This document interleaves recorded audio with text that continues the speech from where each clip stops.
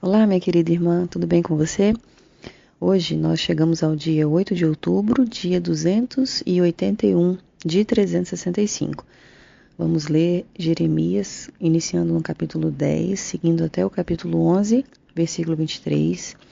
Depois nós vamos para Colossenses, capítulo 3, versículo 18, seguindo até o capítulo 4, versículo 18 também. Depois nós vamos para Salmos 78, dos versículos 56 a 72, e nós fechamos em Provérbios, capítulo 24, versículos 28 e 29. Vamos juntas?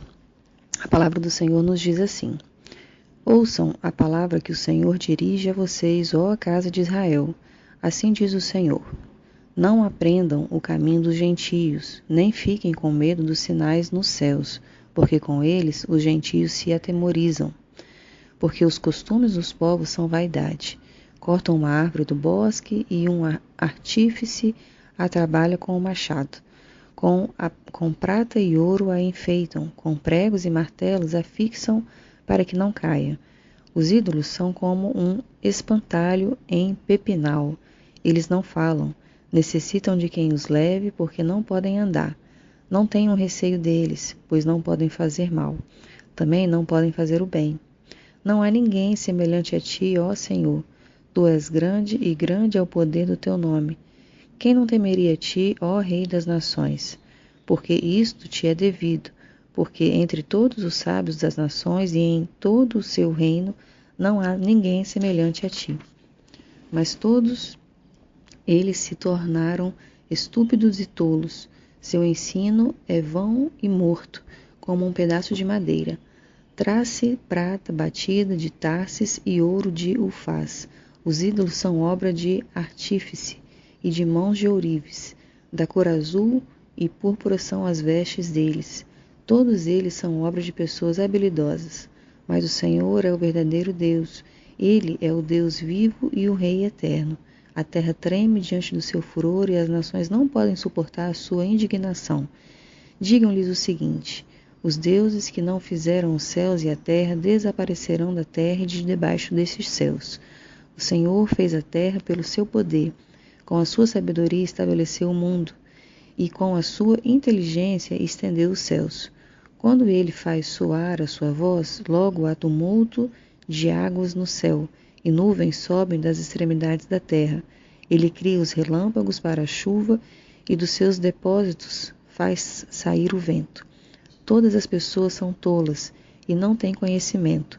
Todo ourives é envergonhado pela imagem que ele mesmo esculpiu, pois as suas imagens são falsas e nelas não há fôlego de vida. São vaidade e obras ridículas. Quando chegar o tempo do seu castigo, virão a perecer. Aquele que é a porção de Jacó não é semelhante a essas imagens, porque ele é o Criador de todas as coisas, e Israel é a tribo da sua herança. Senhor dos exércitos é o seu nome. Ajuntem do chão os seus pertences, ó filhos de Sião, você que mora em lugar sitiado. Porque assim diz o Senhor: eis que desta vez lançarei fora os moradores da terra e os angustiarei, para que venham a senti-lo. Ai de mim, por causa da minha ruína, a minha ferida é muito grave. E eu dizia: certamente este é o meu sofrimento e eu posso suportá-lo. A minha tenda foi destruída, todas as cordas se romperam. Os meus filhos se foram e já não existem. Não restou ninguém para levantar a minha tenda e erguer as suas lonas. Porque os pastores se tornaram tolos e não buscaram o Senhor. Por isso, não prosperaram e todos os seus rebanhos se acham dispersos. Eis aí um rumor. Eis que vem grande tumulto na terra do norte, para fazer das cidades de Judá uma desolação, morada de chacais. Eu sei, ó Senhor, que não cabe ao ser humano determinar o seu caminho, nem cabe ao que anda dirigir os seus passos. Castiga-me, ó Senhor, mas em justa medida, não na tua ira, para que não me reduzas a nada. Derrama o teu furor sobre as nações que não te conhecem, sobre os povos que não invocam teu nome, porque foram eles que devoraram Jacó.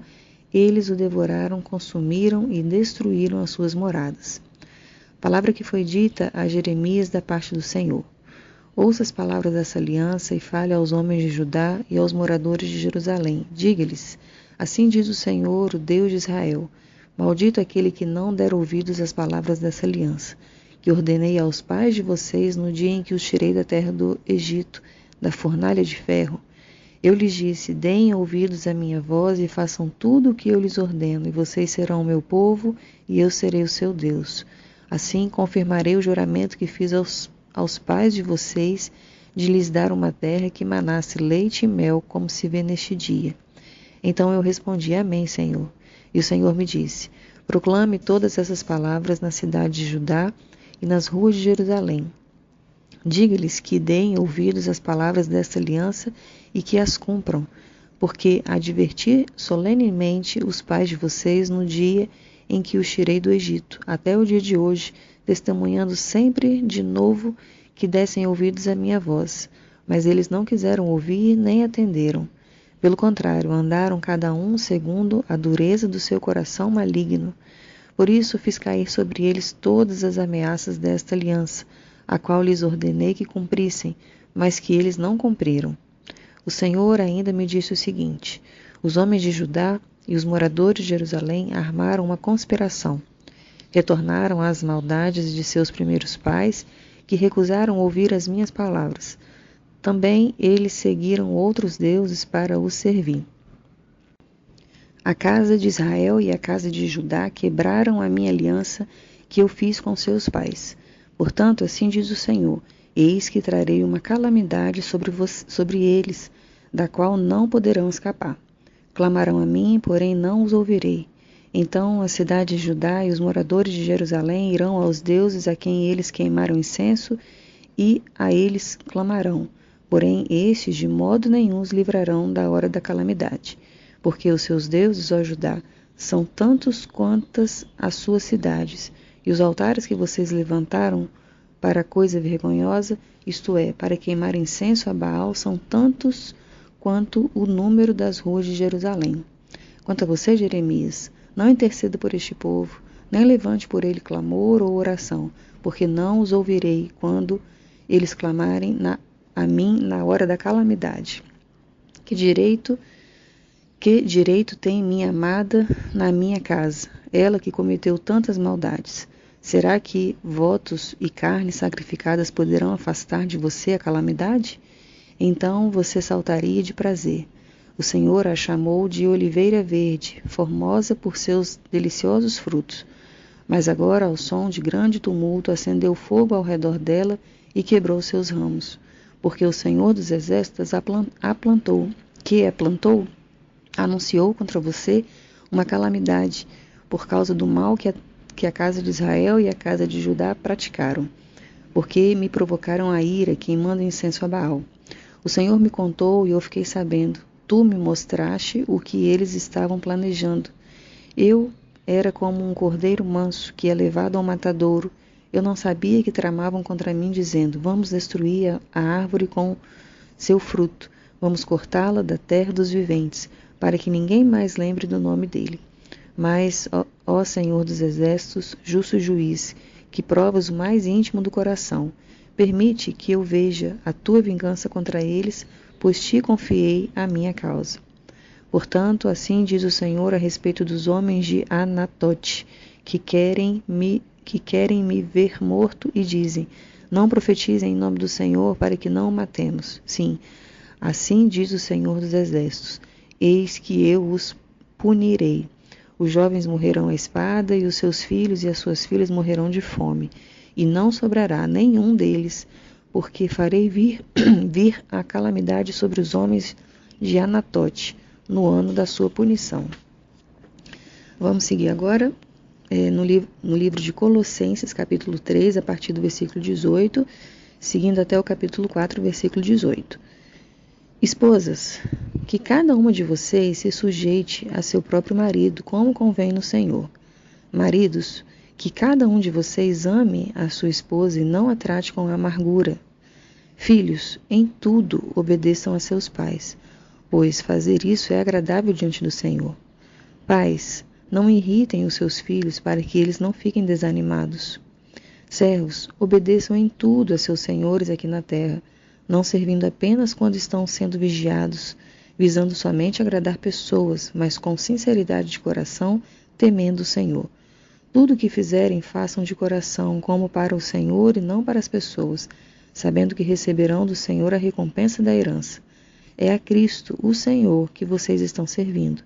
E quem fizer injustiça, receberá em troca a injustiça feita.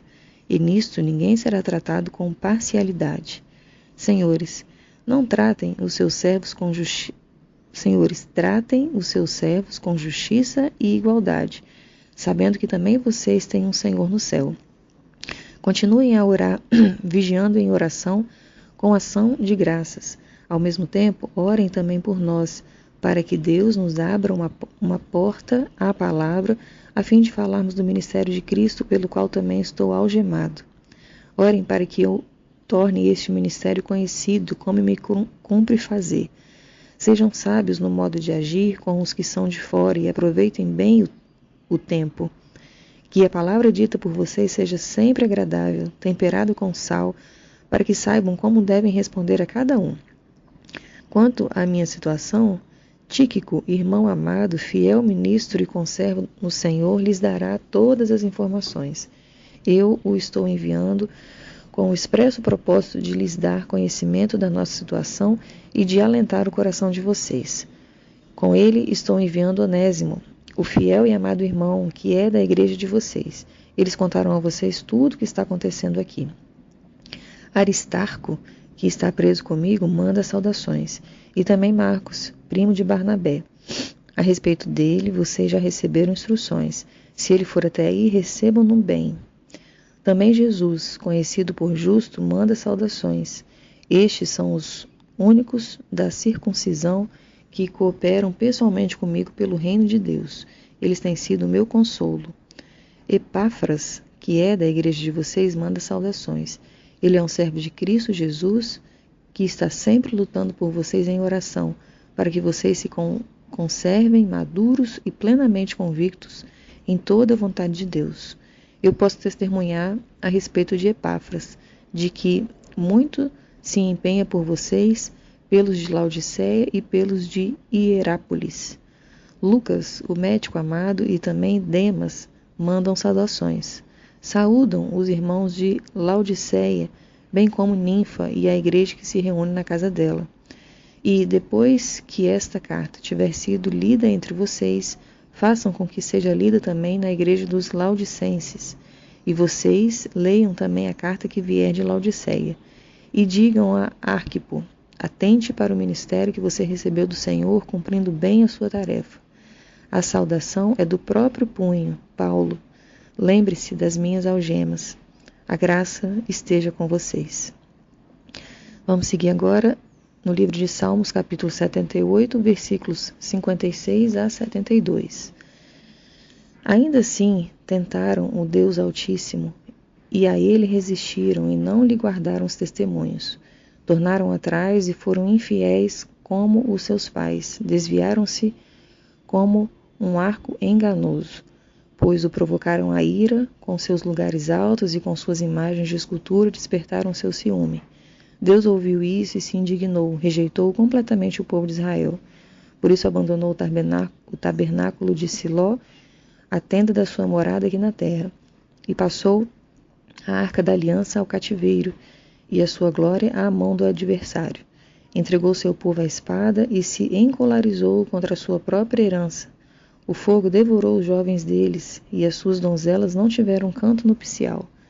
Os seus sacerdotes caíram à espada, e as suas viúvas não fizeram lamentações. Então o Senhor despertou como de um sono, como um valente que grita, excitado pelo vinho. Fez recuar a golpes os seus adversários e os entregou a perpétuo desprezo. Além disso, rejeitou a tenda de José, e não elegeu a tribo de Efraim. Pelo contrário, escolheu a tribo de Judá, um monte Sião que ele amava, e construiu o seu santuário durável como os céus e firme como a terra, que estabeleceu para sempre.